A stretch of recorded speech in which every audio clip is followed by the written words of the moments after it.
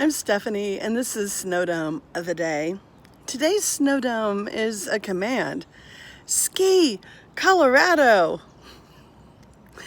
The occupants of the dome are two people who are not skiing, but who may have obeyed the commandment. It looks like they are done skiing.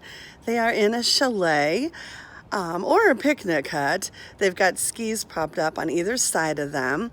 There's a lantern overhead. One fella appears to be smoking a corncob pipe, maybe, and is enjoying maybe a hot chocolate, while the other is playing the accordion, which is, I know what I think of when I think of after skiing activities. There's a chimney, so somewhere near them there's a fire to keep them warm. Ski, Colorado! The souvenir that offers a command to all who witness it. I love this dome. It's goofy. It's another one of the German domes, so it's got beautiful, beautiful snow, and the background blue is just gorgeous. But I am also amused. I'm amused by the contents of it. I mean, I think if I were trying to promote skiing, I would probably put a mountain in the dome. Maybe I would have put, one of those contraptions that takes you to the top of the mountain so you don't have to walk up it. Maybe I would have put somebody skiing down the mountain in the dome.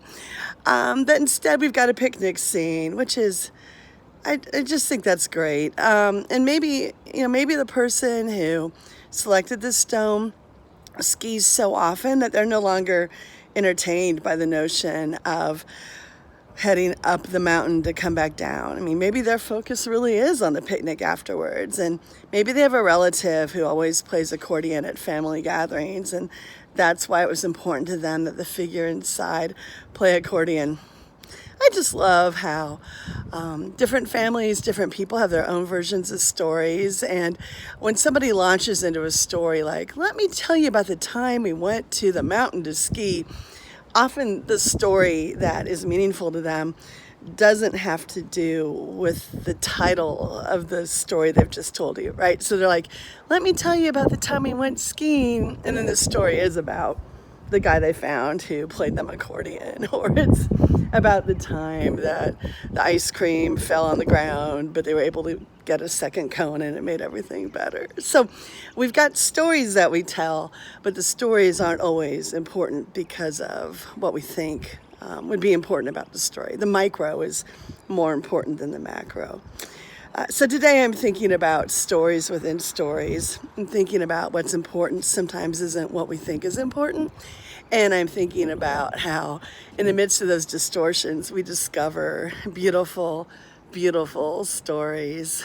I hope you have time today to reflect on your stories and think about how the headlines might not really match the content and how that's just fine.